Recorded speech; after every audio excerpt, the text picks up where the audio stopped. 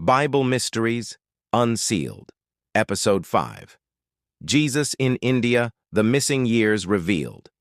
There is a silence in the Gospels so profound it has become one of Christianity's greatest unsolved questions.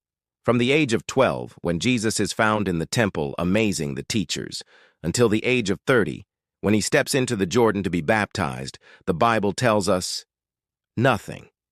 18 years. 18 silent years, no miracles recorded, no travels mentioned, no teachings preserved. Where was he? What was he doing? And why would the most important life in history have nearly 2 decades hidden from view? For some, the answer is simple. He stayed in Nazareth, living quietly as a carpenter, waiting for the appointed time. But for others, that silence is a doorway, and on the other side of it lies India. The idea burst into public view in 1894 when Russian traveler Nicholas Notovich published The Unknown Life of Jesus Christ. In it, he claimed that while recovering from a broken leg at the Hemis Monastery in Ladakh, monks showed him ancient scrolls.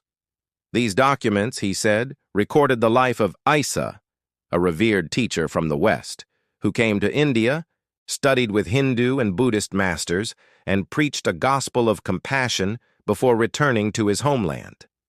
According to the account, Isa spent 6 years in India learning the Vedas, then traveled to Nepal and Tibet, immersing himself in Buddhist teachings before heading westward to Persia and finally back to Galilee. It's an electrifying idea, Jesus as a spiritual pilgrim, absorbing wisdom from the East before his public ministry. But is it true? The Catholic Church dismissed the claim outright. Many scholars labeled Notovich a fraud, noting inconsistencies in his travel records and no independent verification of the supposed manuscripts. Later travelers to Hemis reported that monks there denied any knowledge of such documents. And yet, the theory refuses to die. Why? Because there are intriguing overlaps. Some of Jesus' teachings, love your enemies, turn the other cheek, blessed are the meek, bear a surprising resemblance to Buddhist principles of nonviolence, humility, and compassion. His focus on the heart over ritual mirrors strands of Hindu spirituality that reject empty ceremony in favor of personal devotion. Even his parables, simple stories carrying deep truth, echo Eastern teaching styles. But here's the challenge. Similar ethics don't require direct contact. Many moral truths are universal. It's possible Jesus and Eastern sages arrived at the same insights independently, or through the common influence of ancient Jewish wisdom. And yet, there's one more layer to consider. Trade routes between the Roman Empire and India were active in the 1st century. Silk, spices, and ideas flowed across deserts and seas. Could a determined young man from Galilee have traveled those routes? Yes. Was it common? Not at all, but not impossible. Some modern researchers have tried to follow the trail. British writer Holger Kirsten, in Jesus Lived in India, argued that not only did Jesus visit India before his ministry, he returned there after surviving the crucifixion, living out his final years in Kashmir.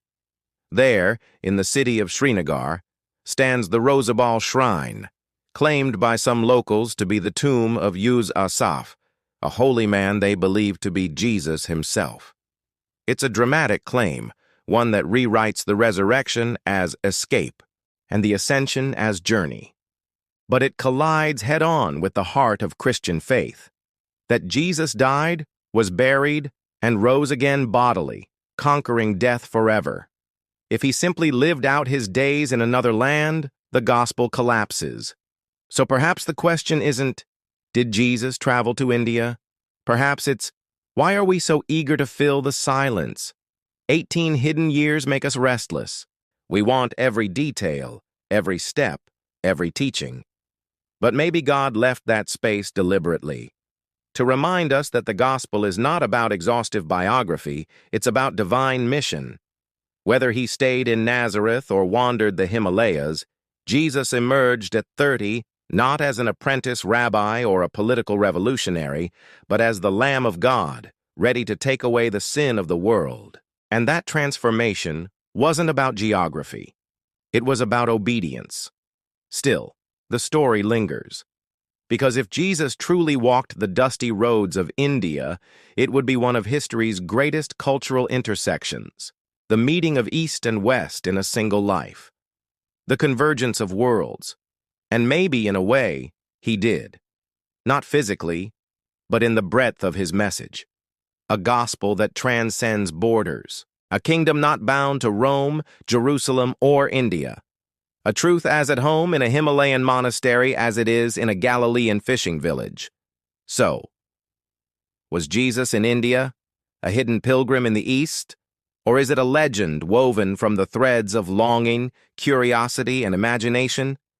You decide.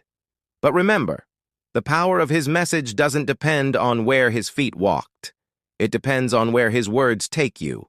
Next time on Bible Mysteries Unsealed, Cain's Mark, Curse or Code. Stay curious, stay anchored, and never stop searching for the truth behind the silence.